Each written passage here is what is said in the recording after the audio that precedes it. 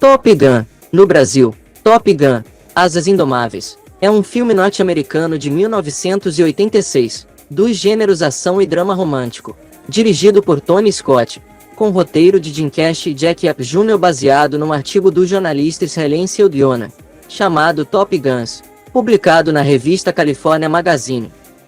Estrelado por Tom Cruise como um aspirante da Escola de Armas de Caças da Marinha, foi o maior sucesso de bilheteria de 1986, faturando 356,8 milhões de dólares no mundo inteiro. Sinopse: o tenente Pete Maverick Mitchell e seu copiloto Nick Guzzi Bradshaw são pilotos de caças da Marinha Americana, baseados no porta-aviões USS Enterprise. Durante uma saída, interceptam 2028. Apesar do encontro não envolver disparos, este deixa Colgar, piloto do esquadrão de Maverick, em choque e incapacitado para aterrar. Desobedecendo a ordens para regressar, Maverick acompanha Colgar até ao porta-aviões, onde aterram em segurança.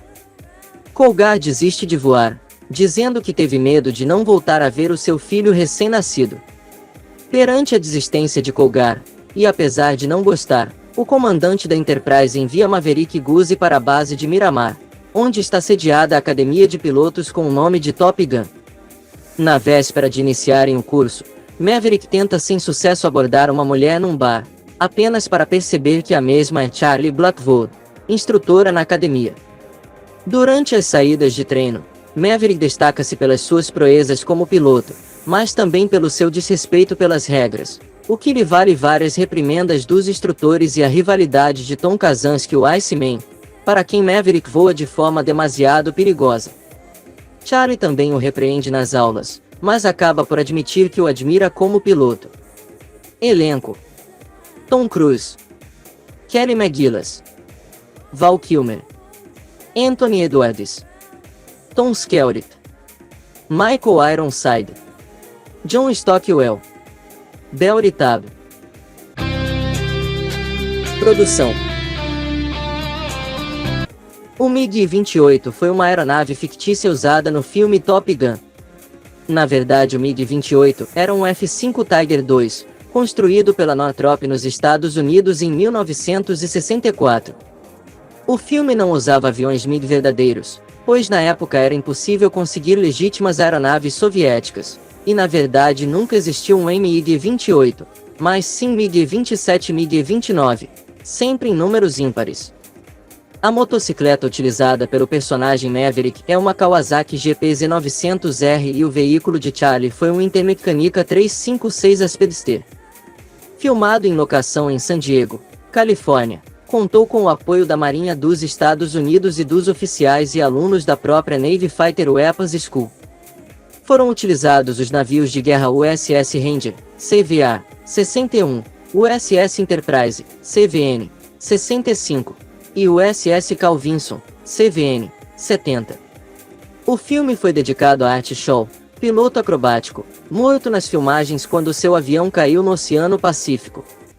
Sequência: a Paramount havia autorizado a sequência do filme, que seria produzido por Jerry Bruckheimer e dirigido novamente por Tony Scott, porém o projeto foi cancelado após o falecimento deste último, em 2012. Em maio de 2017, num programa de TV, Tom Cruise confirmou que no ano seguinte se iniciaria as gravações da continuação. Top Gun: Maverick tem estreia prevista no Brasil para 26 de maio de 2022, e no dia seguinte nos cinemas estadunidenses, sendo distribuído pela Paramount Pictures. Posteriormente, o filme será lançado em streaming na Paramount+, em julho de 2022. Trilha sonora e crítica. Trilha sonora: Harold Faltermeyer foi o responsável pela trilha do filme, que obteve grande sucesso comercial. Os destaques são Danger Zone, de Kenny Loggins, e o grande sucesso Take My Breath Away, de Berlim, que liderou a Billboard Hot 100 e mais tarde venceria o Oscar de melhor canção original, e o instrumental Top Gun Anthem, do próprio Faltermeyer e Steve Stevens. Recepção: no agregador de críticas Rotten Tomatoes, que categoriza as opiniões apenas como positivas ou negativas. O filme tem um índice de aprovação de 59% calculado com base em 61 comentários dos críticos, que é seguido do consenso.